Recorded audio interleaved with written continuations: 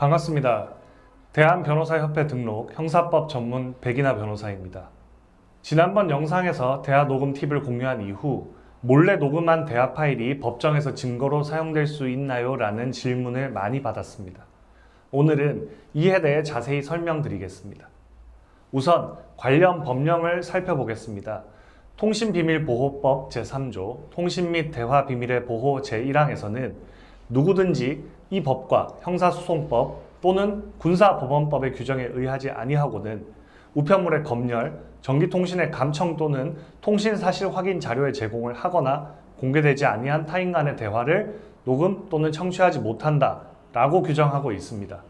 그리고 같은 법 제4조 불법 검열에 의한 우편물의 내용과 불법 감청에 의한 전기통신 내용의 증거 사용 금지에서는 제3조의 규정에 위반하여 불법 검열에 의하여 취득한 우편물이나 그 내용 및 불법 감청에 의하여 지득 또는 체록된 전기통신의 내용은 재판 또는 징계 절차에서 증거로 사용할 수 없다라고 규정하고 있습니다. 더욱 무시무시한 것은 불법 감청을 하게 되면 같은 법 제16조 제1항에 따라 1년 이상 10년 이하의 징역과 5년 이하의 자격정지에 처하도록 법이 정하고 있다는 점입니다. 벌금형도 없는 무거운 형사처벌에 처하게 되니 동의 없이 대화 녹음 자체를 하면 큰일이 나는 것이 아닌지 걱정하실 수 있는데요. 지금부터 통신비밀보호법에서 정하는 불법 감청 행위가 무엇인지 그리고 어떤 방식의 녹음은 처벌의 대상이 아닌지 알아보겠습니다. 첫째, 1대1 대화에서 대화 참여자가 상대방의 동의를 받지 않고 녹음을 하는 경우입니다. 이 경우는 처벌의 대상이 아니며 증거로도 사용할 수 있습니다.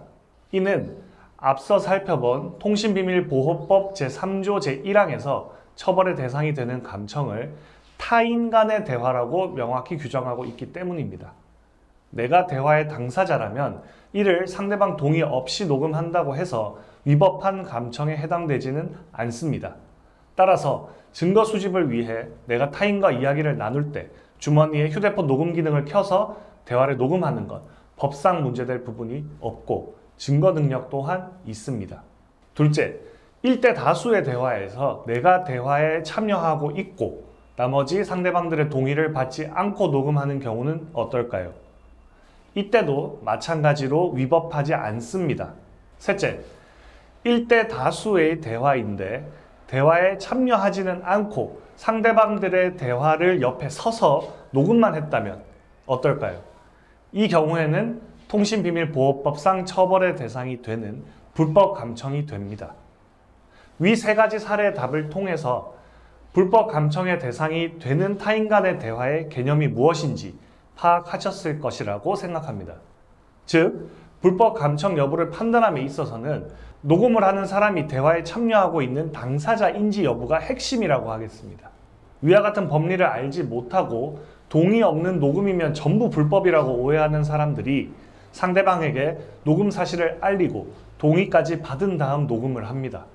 그런 상황에서는 이미 상대방이 방어적인 스탠스를 취하고 두뇌를 풀 가동하고 있는 상황이기 때문에 증거로 쓸만한 발언 자체를 하지 않는 경우가 대부분입니다. 결국 나의 대화라면 동의 없는 녹음이 얼마든지 가능하고 재판에서 증거로 쓸 수 있습니다. 그러나 내가 없는 타인들의 대화를 동의 없이 녹음하게 되면 이는 통신비밀보호법상 위법한 감청에 해당하고 증거로도 쓸 수 없다는 점을 참고하셔야겠습니다. 다만 아동학대 사건에서 학부모가 아이 가방에 녹음기를 넣어 등교시키고 해당 녹음 파일을 학대의 증거로 제출한 사례에서 증거 능력이 인정된 특이한 사례가 있었는데 해당 판례에 대한 소개는 추후에 새로운 영상에서 해보도록 하겠습니다. 휴대폰 통화에서 녹음 버튼 한 번 누르는 것만으로도 녹음이 되는 시대입니다.